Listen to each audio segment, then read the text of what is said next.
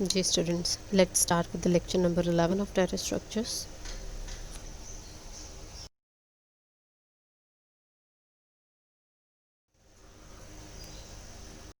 जी, इस लेक्चर में हम एक नए डाटा स्ट्रक्चर के बारे में पढ़ने वाले हैं। उससे पहले ज़रा हम कुछ इन्फॉर्मेशन गैदर कर लेते हैं टाइप्स ऑफ डाटा स्ट्रक्चर के बारे में।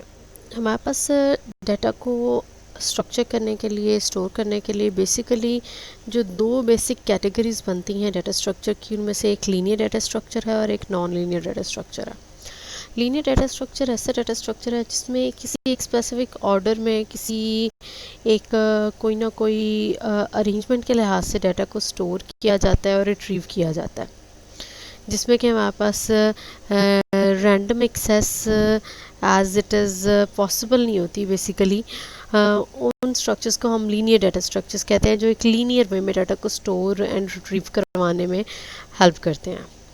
लेकिन ऐसे डाटा स्ट्रक्चर्स जिनमें हम डाटा को किसी भी ऑर्डर में स्टोर करवा के और किसी भी ऑर्डर में बेसिकली रिट्रीव करवा सकते हैं, उसे हम नॉन लीनियर डाटा स्ट्रक्चर बोलते हैं।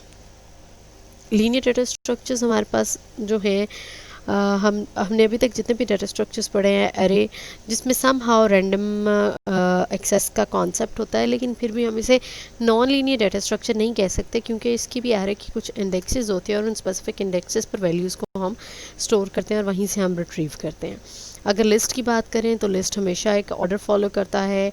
Order depends upon the items it stores. जैसा भी डाटा हो, उसका जो भी ऑर्डर हमने मेंटेन करना हो, उसी पैरामीटर्स के अकॉर्डिंग लिस्ट को ऑर्डर किया जाता है। Q first in first out के ऑर्डर पे काम करती है, stack last in first out के ऑर्डर पे काम करती है।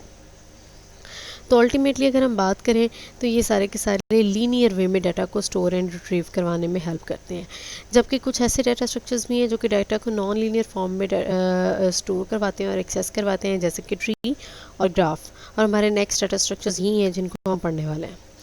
Okay, basically non linear data structures एक स्पेसिफिक पर्पस के साथ बनाए गए हैं, और वो स्पेसिफिक पर्पस है making searching easy. Basically search करना, डाटा को फाइंड आउट करना आसान होता है नॉन लीनियर डाटा स्ट्रक्चर में as compare to linear data structure. Because linear data structure में हमें सारे एक कोई ना कोई ऑर्डर, एक स्ट्रक्चर फॉलो करना पड़ता है। लाइक लिस्ट में एक ऑर्डर है, करंट के लिहाज से हम किसी वैल्यू को फाइंड आउट कर सकते हैं।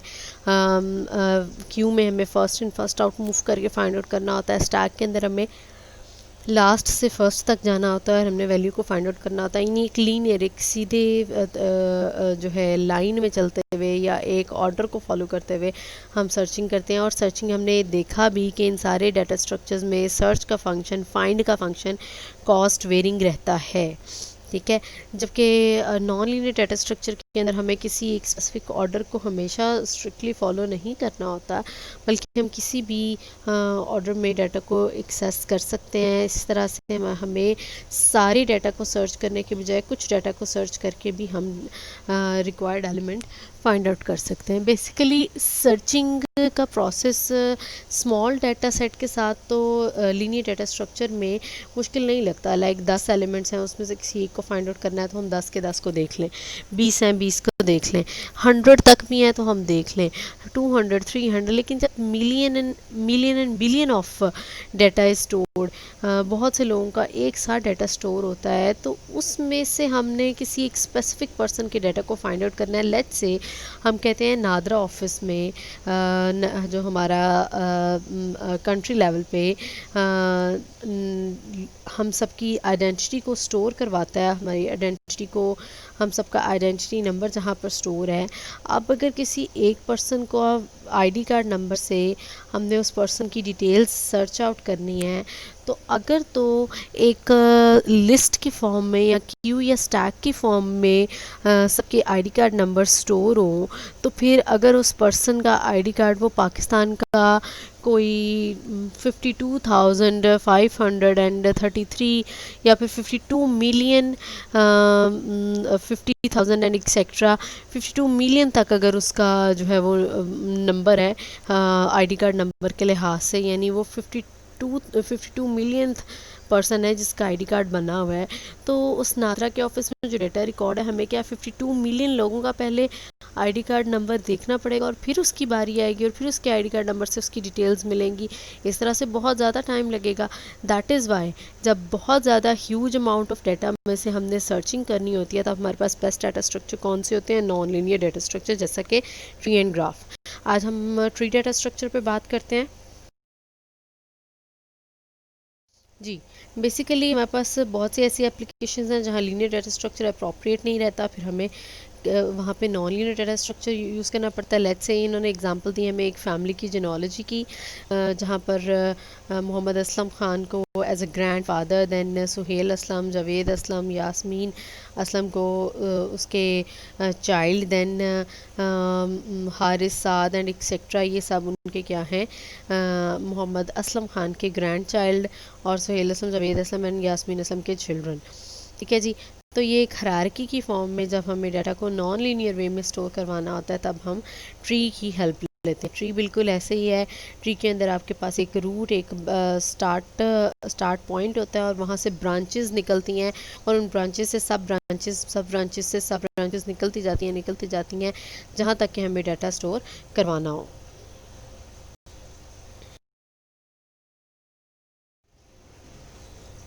जी, अगर हम एक लीनियर लिंक लिस्ट की बात करें, तो linear link list will not be able to capture the tree like relationship with ease. अगर हम लिंक लिस्ट की हेल्प से, लीनियर लिंक लिस्ट की हेल्प से ट्री के डाटा को स्टोर करवाना चाहें, तो ऐसा रिलेशनशिप हम वहाँ पर होल्ड नहीं करवा सकते। लाइक अगर हम लिंक लिस्ट की बात करते हैं, तो लिंक लिस्ट में हम ग्रैंड पेरेंट के लेफ्ट में कौन है, राइट में कौन है, क्योंकि अगर हम लिंक लिस्ट की बात करें तो मैक्सिमम भी हमने उसे डबल लिंक लिस्ट तक कहा है, तो हम उसके लेफ्ट और राइट तक तो वैल्यू स्टोर करवा सकते हैं।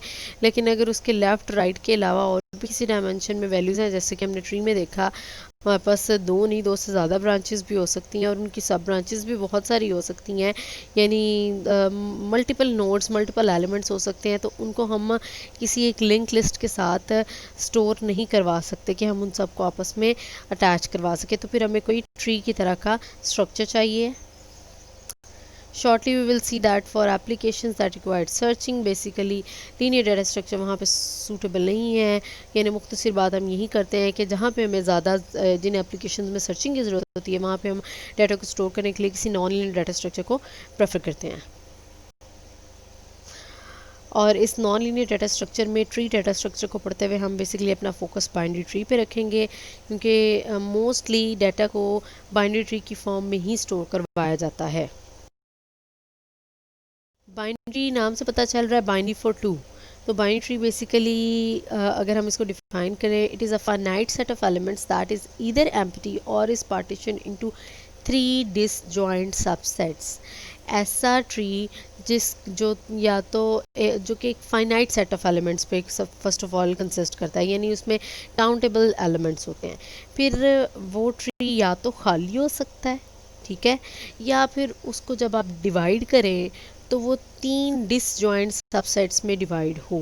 ठीक है जी। ऐसे डिसजॉइंट सबसेट्स हमने इसलिए कहा है कि हम उस ट्री को 3 पार्ट्स में डिवाइड कर सके, जिसमें से हर एक इंडिपेंडेंटली अपनी एग्जिस्टेंस रखता हो, इसलिए हमने उसे डिसजॉइंट बोला है। सो बाइनरी ट्री ऐसा ट्री है फाइनाइट सेट ऑफ एलिमेंट्स का, जो या तो खाली होता है या फिर 3 डिसजॉइंट सबसेट्स में डिवाइडेड होता है। किस तरह से? फर्स्ट सबसेट हमेशा एक सिंगल एलिमेंट होता है, जिसे हम रूट ऑफ द ट्री कहते हैं। यानी अगर हम उसको 3 सबसेट्स में डिवाइड करते हैं ट्री को, तो उसका सबसे पहला जो एलिमेंट होता है वो एक सिंगल एलिमेंट होता है। पहला सबसेट जो बनता है वो सिंगल एलिमेंट, और वो हमेशा रूट कहलाता है।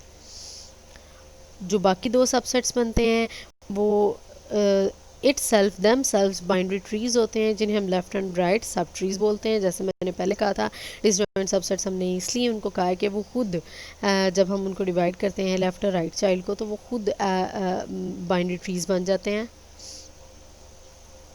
Each element of binary tree is called a node of the tree. Her element को हम नोड कहते हैं। सबसे पहले एलिमेंट को हम रूट कहते हैं। रूट के लेफ्ट वाले एलिमेंट को हम लेफ्ट सब ट्री और राइट वाले एलिमेंट्स को राइट सब ट्री बोलते हैं।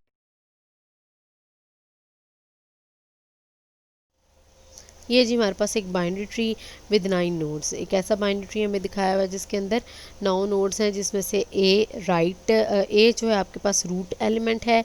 ये सारी की सारी नोड्स हैं। ए इसमें से रूट नोड है। ए के लेफ़्ट में जितना भी पोर्शन है वो लेफ़्ट सब ट्री कहलाता है। ए के राइट में जितना भी पोर्शन है वो राइट सब ट्री कहलाता है। ठीक है जी। हम इस बाइनरी ट्री को अगर अगर हम डिवाइड करते हैं तो ये 3 डिसजॉइंट सबसेट्स में डिवाइड होता है, जिसमें से एक रूट है, एक लेफ़्ट सब ट्री है और एक राइट सब ट्री है।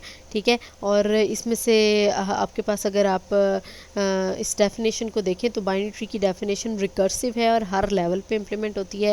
यानी अगर आप बी को देखें तो इस पोर्शन को देखते लाइक अगर आप इसको अलहदा कर दें और इस पोर्शन को देखें तो यहाँ पे बी रूट है, ये इसका लेफ़्ट सब ट्री और ये इसका राइट ट्री है। ठीक है। सिमिलरली अगर आप इसको काट देते हैं, ई रूट है और ई का लेफ़्ट सब ट्री जी और राइट सब ट्री इसका एग्जिस्ट नहीं कर रहा। ये जी हमारे पास इसको हम रूट कह रहे हैं, इसको लेफ़्ट सब ट्री कह रहे हैं और इसको राइट सब ट्री कह रहे हैं। अगेन मैंने आपको कहा कि बाइनरी ट्री की डेफिनेशन रिकर्सिव है। रिकर्सिव होने की वजह से हम जिस भी लेवल पे इसकी बात करें, लाइक अगर अब हम बी की बात करते हैं तो बी इट सेल्फ रूट है और उसका लेफ़्ट सब ट्री और राइट सब ट्री एग्जिस्ट करता है। अब इसमें से हम बी के बाद अगर ई पे आएंगे, डी पे आएंगे तो वो भी अपने अपने तौर पर रूट और उनके left and right sub tree exist करेंगे।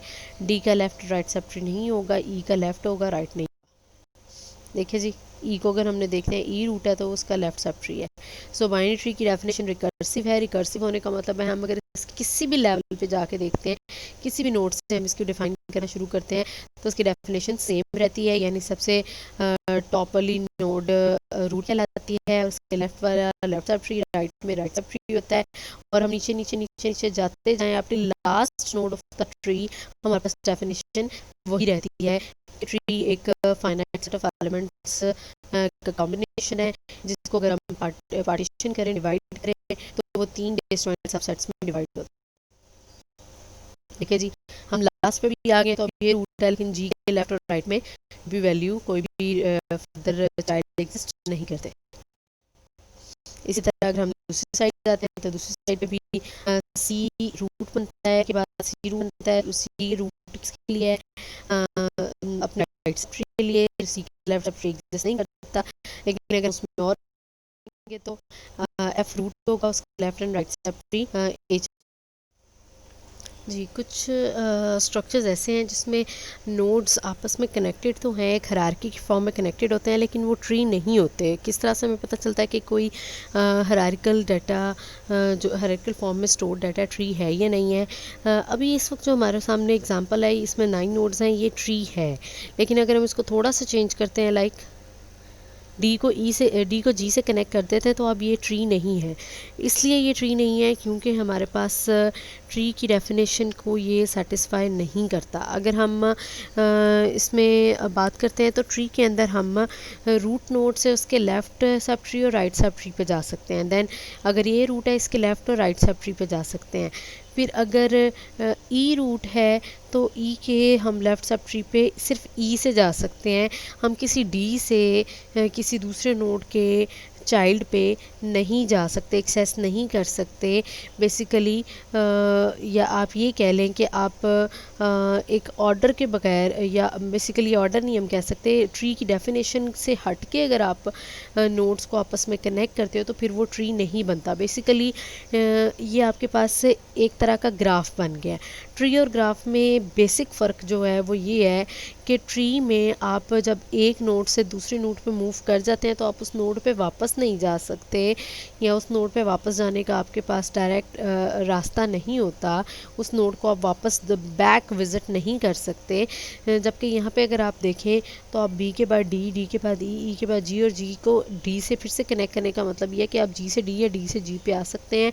जबकि जी क्या है? जी ई का चाइल्ड है, इसका डी के साथ कोई रिलेशनशिप नहीं होना चाहिए according to the definition of tree. So ये एक ट्री नहीं है। और देखते हैं जी कौन और एग्जांपल से देखते हैं कि कौन सी वैल्यूज़ ट्री नहीं होती। अब ये ट्री बन गया, जब हम इसको रिमूव कर देंगे तो जी ये भी हमारे पास ट्री नहीं है। इसलिए ट्री नहीं है क्योंकि अभी अभी हमने कहा कि हम एक नोड से जब दूसरी नोड पे आ जाते हैं तो उस नोड से वापस हम पहली नोड पे नहीं जा सकते। अगर हम जा सकते हैं तो ये ट्री नहीं, ये ग्राफ होगा। लेकिन अगर हम कहते हैं कि ये एक बाइनरी ट्री हो या एक ट्री हो तो ट्री डाटा स्ट्रक्चर के अंदर बैकवर्ड मूव करने का कोई रास्ता नहीं है। सो ये भी एक ट्री नहीं है। अब ये ट्री बन गया है। सिमिलरली यहाँ पे हमने दो नोड्स को इस तरह से कनेक्ट किया कि बी का राइट सब चाइल्ड जो है वो सी के राइट सब चाइल्ड के साथ कनेक्टेड है। अगेन हमारे पास मूवमेंट का एक से ज़्यादा रास्ता है। हम बी से ई पे जा सकते हैं, सी से एफ़ पे जा सकते हैं, एफ़ से ई पे और ई से एफ़ पे जा सकते हैं।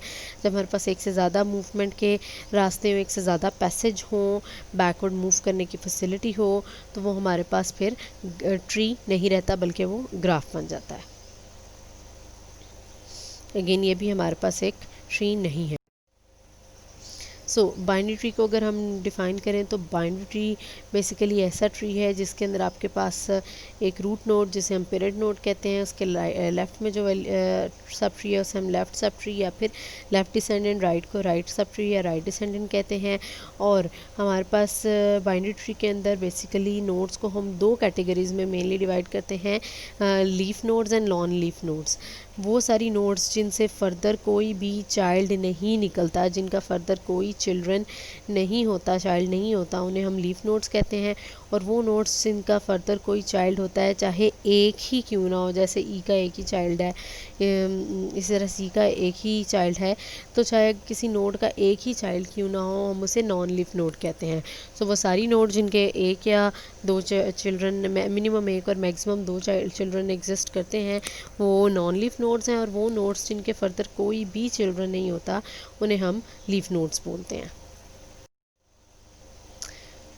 बाइनरी ट्री में हम कहते हैं कि if every non leaf node in a binary tree has non empty. अच्छा, अब बाइनरी ट्री की डेफिनेशन को डिफ़ाइन अगर हम करें तो वो ये है कि अगर हर non leaf node binary tree के अंदर has non empty left and right subtree, the tree is termed a strictly binary tree. कह रहे हैं जी अगर हर नॉन लीफ नोड का non empty left and right sub tree हो, यानी कि हर नोड के फर्दर दो चाइल्ड पूरे के पूरे हों, मौजूद हों, तो हम उसे क्या बोलते हैं? हम उसे binary tree, strictly binary tree बोलते हैं। बाइनरी ट्री की डेफिनेशन तो ये है ना कि हर नोड के लेफ़्ट और राइट चाइल्ड मिनिमम एक, मिनिमम कोई भी नहीं और मैक्सिमम दो चाइल्ड हो। बाइनरी ट्री की डेफिनेशन ये है कि हर नोड का मिनिमम कोई भी नहीं और मैक्सिमम दो चाइल्ड हो। लेकिन स्ट्रिक्टली बाइनरी की डेफिनेशन ये है कि हर नॉन लीफ नोड के पूरे दो चाइल्ड अगर हों, लेफ़्ट भी और राइट भी, तो फिर वो हमारे पास स्ट्रिक्टली बाइनरी ट्री कहलाता है। क्या ये एक स्ट्रिक्टली बाइनरी ट्री है? नहीं, फ़िलहाल ये एक स्ट्रिक्टली बाइनरी ट्री नहीं है। लेकिन देखिए अब ये स्ट्रिक्टली बाइनरी ट्री बन रहा है। जैसे कि सी का एक राइट चाइल्ड था, लेफ़्ट चाइल्ड नहीं था, सी नॉन लीफ नोड था, जे लगाने से अब ये क्या हो गया, हमारे पास स्ट्रिक्टली बाइनरी ट्री बन रहा है। सिमिलरली अगर हम ए का एक लेफ़्ट चाइल्ड लगा देते हैं, तो अब अगर आप नोटिस करें तो इस ट्री के अंदर ए नोड है तो उसका लेफ़्ट और राइट दोनों चाइल्ड एग्जिस्ट करें। नॉन लीफ नोड है, बी नॉन लीफ नोड है, उसका लेफ़्ट और राइट दोनों एग्जिस्ट करें। ई नॉन लीफ था, उसके लेफ़्ट और अब राइट भी दोनों एग्जिस्ट करें। सी नॉन लीफ था, उसका पहले राइट था, अब लेफ़्ट भी एग्जिस्ट कर रहा है। एफ़ नॉन लीफ है, उसके दोनों चाइल्ड हैं। ई नॉन लीफ, ठीक है जी। अब डी और जे की बात करें तो डी और जे हैं ही लीफ नोड्स। अगर इनका कम से कम एक चाइल्ड होता तो दूसरा पूरा करके हमें इसे स्ट्रिक्टली बाइनरी ट्री बनाना पड़ता। ठीक है जी। तो स्ट्रिक्टली बाइनरी ट्री क्या है? ऐसा ट्री जिसमें किसी भी नोड का मिनिमम कोई भी नहीं और मैक्सिमम दो चाइल्ड हो। लेकिन स्ट्रिक्टली बाइनरी ट्री ऐसा बाइनरी ट्री है जिसमें हर नोड के कंपल्सरी दो चाइल्ड हों, उसे हम स्ट्रिक्टली बाइनरी ट्री कहते हैं। स्ट्रिक्टली बाइनरी ट्री के साथ फिर हम कुछ और उसके कैरेक्टरिस्टिक्स भी देख लेते हैं जिन्हें हम जिनकी मदद से हम सर्चिंग को आसान बना सकते हैं, जिसकी मदद से हम अपने ट्री को आसानी से कंस्ट्रक्ट कर सकते हैं। वो क्या है जी? Level of binary tree node. Level क्या होता है? Level basically of the node in a binary tree is defined as follows. Root node हमेशा लेवल 0 पे होती है और हर अदर नोड का लेवल अपने पेरेंट नोड से एक ज़्यादा होता है। और किसी भी ट्री बाइनरी ट्री की डेप्थ जो है वो उसका maximum level of any leaf in the tree होता है, यानी जो मैक्सिमम लेवल होता है लीफ नोड का। लीफ नोड हमने कौन सी कही थी, जो लास्ट नोड होती है उसका जो लेवल होता है, उसका जो मैक्सिमम लेवल नंबर होता है वही किसी भी बाइनरी ट्री की डेप्थ कहलाती है। कह लें जी लास्ट लेवल जो होता है ना आपके ट्री का, वही उसकी डेप्थ कहलाती है। ये देखें जी, रूट हमेशा लेवल 0 पे और हर नोड अपने पेरेंट से एक अगले लेवल पे। बी और सी ए के चाइल्ड हैं तो उनका लेवल ए से एक आगे 1 है। इस तरह डी ई बी के तो उनका लेवल 2 है, एफ़ का लेवल 2 है, एंड अप टू सॉन जिस जिस लेवल पे नोड्स आ रही हैं उनके लेवल वही हैं। और अगर हम डेप्थ की बात करें तो इस बाइनरी ट्री की डेप्थ क्या है, maximum level of the leaf node, और वो क्या है हमारे पास 3। सो इस ट्री की बाइनरी ट्री की डेप्थ, इस वक्त बाइनरी ट्री की डेप्थ 3 है। देखें जी, ये कंप्लीट बाइनरी ट्री हम देख रहे हैं with depth D is the strictly binary of all whole leaves और एट लेवल डी। अब हम ये एक ऐसा बाइनरी ट्री देख रहे हैं जो कि कंप्लीट बाइनरी ट्री है। तो एक ऐसा बाइनरी ट्री जो कि स्ट्रिक्टली बाइनरी ट्री हो और जिसके सारे के सारे लीफ नोड सेम लेवल पर हों, उसे हम कंप्लीट बाइनरी ट्री भी कहते हैं। सो बेसिकली हमने 3 तरह के ट्रीज़ देख लिए। बाइनरी ट्री, ऐसा ट्री जिसमें हर नोड का मैक्सिमम मिनिमम कोई भी नहीं और मैक्सिमम 2 चाइल्ड हों। देन स्ट्रिक्टली बाइनरी ट्री जिसमें हर लीफ नोड का हर नॉन लीफ नोड के कंपलसरी 2 चाइल्ड हों। और कंप्लीट बाइनरी ट्री, ऐसा बाइनरी ट्री जो स्ट्रिक्टली बाइनरी ट्री भी हो और उसके तमाम लीफ नोड सेम लेवल पर भी एग्जिस्ट कर रहे हों, तो हमारे पास क्या कहलाता है, कंप्लीट बाइनरी ट्री। इससे पहले जो हमने बाइनरी ट्री देखे उसमें हमारे पास हर नॉन लीफ नोड के 2 चाइल्ड तो थे, लेकिन सारे के सारे लीफ नोड सेम लेवल पे नहीं थे। अब हमने एक ऐसा ट्री बना लिया जिसमें जो है ना सिर्फ हर नोड के 2 चाइल्ड हैं कंपलसरी, यानी ना सिर्फ वो स्ट्रिक्टली बाइनरी ट्री है बल्कि हमारे ट्री के सारे लीफ नोड्स भी सेम लेवल पर एग्जिस्ट कर रहे हैं। ये देखें जी, सारे के सारे लीफ नोड सेम लेवल पर हैं। अच्छा, हमने ये देखना हो कि किसी भी लेवल पे कितनी नोड्स हैं। अगर तो हमारे पास कंप्लीट बाइनरी ट्री है तो उसके अंदर हम ये इजीली काउंट कर सकते हैं। अगर कंप्लीट बाइनरी ट्री है तो उसमें जो नोड का लेवल होगा 2 पावर 0 उसके अंदर नोड्स होंगी। लाइक लेवल 0 के ऊपर आपके पास 2 पावर 0 नोड्स होंगी, लेवल 1 पे 2 पावर 1, लेवल 2 पे 2 पावर 2, लेवल 3 पे 2 पावर 3। लेकिन ये कैलकुलेशन हम सिर्फ और सिर्फ कंप्लीट बाइनरी ट्री के साथ कर सकते हैं। कंप्लीट बाइनरी ट्री ऐसा बाइनरी ट्री जो कि स्ट्रिक्टली बाइनरी ट्री हो जिसमें तमाम लीफ नोड्स सेम लेवल पर मौजूद हो।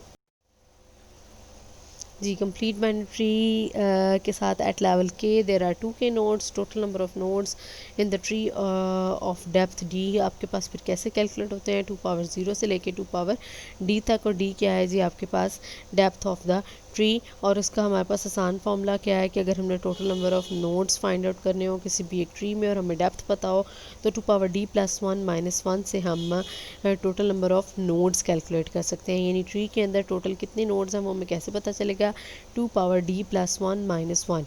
ये हमारे पास फार्मूला है total number of nodes find out करने का, provided that we know the depth of the tree और we can say maximum level of the tree. अगर हम मैक्सिमम लेवल हमें ट्री का पता हो या डेप्थ पता हो तो हम उसके ट्री के अंदर कितने एलिमेंट्स हैं वो इस फार्मूला से 2 पावर डी प्लस 1 माइनस से कैलकुलेट कर सकते हैं। कंप्लीट बाइनरी ट्री में बेसिकली 2d लीफ नोड्स होते हैं और 2d minus 1 non leaf nodes होते हैं। यानी अगर हमने इसमें से टोटल नंबर ऑफ नोड्स में से देखना लीफ नोड्स कितने हैं तो उसके लिए हम 2 पावर डी का फार्मूला यूज़ करते हैं। और अगर नॉन लीफ नोड्स कैलकुलेट करने हो तो 2 पावर डी माइनस 1 का फार्मूला यूज़ करते हैं। ठीक है जी, 2 पावर डी प्लस 1 माइनस 1 से हम total number of nodes, 2 power D से हम leaf nodes, 2 power D minus 1 से हम नॉन लीफ नोड्स को कैलकुलेट कर सकते हैं, काउंट कर सकते हैं। जी, ये हमारे पास फॉर्मूला है टोटल नंबर ऑफ नोड्स के लिए, n is equal to 2 power D plus 1 minus 1। और अगर हमें टोटल नंबर ऑफ़ नोट्स पता हो लेट्स से तो हम डी कैसे कैलकुलेट कर सकते हैं। डी कैलकुलेट करने के लिए फिर हमारे पास फॉर्मूला है जी, हम लॉग लेते हैं दोनों n प्लस 1 का, और उससे क्या होता है log base 2n plus 1 is equal to D plus 1। D plus 1 हमने यहीं पे जब हमने लॉग ले लिया दोनों साइड्स पे तो लॉग बेस 2 ने इसके लॉग को कैंसिल कर दिया, इस 2 को ख़त्म कर दिया, लॉग बेस 2 इस तरफ आ गया, ये वाला माइनस 1 हम उस तरफ ले गए, लॉग बेस 2 2n+1 कर दिया और -1 हमने बेसिकली d को उस तरफ लेके जाने से हमारे पास -1 इस तरफ आ गया। सो d को कैलकुलेट करने का हमारे पास फॉर्मूला है log base 2n+1 -1 और टोटल नंबर ऑफ़ नोड्स को कैलकुलेट करने का हमारे पास फॉर्मूला है 2d+1 -1, i.e. the depth of the complete binary tree built using n nodes will be log base 2n+1 -1।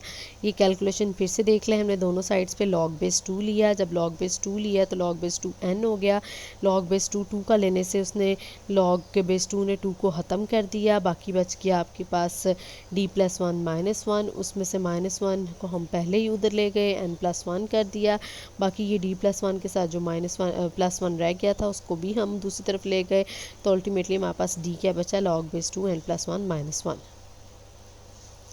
For example अगर हमारे पास किसी भी जो है किसी भी ट्री के अंदर 10 लाख नोड्स हैं तो उसकी डेप्थ क्या होगी, वो होगी log base 2 10 लाख +1 -1। सो आपके पास क्या आएगी, <20। इसका मतलब है कि ट्री के अंदर ट्री जो है आपके पास वो 20 लेवल्स डीप होगा। The significance of this shallowness will become evident later, यानी कि आपके पास ये डेप्थ को कैलकुलेट करने की क्या ज़रूरत है, इसको हम आगे जाके देखते हैं। अगर हम ऑपरेशंस देखें बाइनरी के ऊपर कौन कौन से परफॉर्म किए जा सकते हैं, तो हम जो है basically left P, right P, parent P, brother P और इन्फो पी के फंक्शंस परफॉर्म कर सकते हैं। अब पी क्या है, if P is pointing to a node in an existing tree then P, यानी कि कोई भी आपके पास पॉइंटर है कह लें, तो हम लेफ़्ट ऑफ पी से जिस भी नोड के ऊपर पॉइंट आउट कर रहा है उसके लेफ़्ट सब ट्री की इन्फॉर्मेशन ले सकते हैं। राइट पी से जिस भी नोड के ऊपर हम पॉइंट आउट कर रहे हैं उसके राइट सब ट्री की इन्फॉर्मेशन देता है।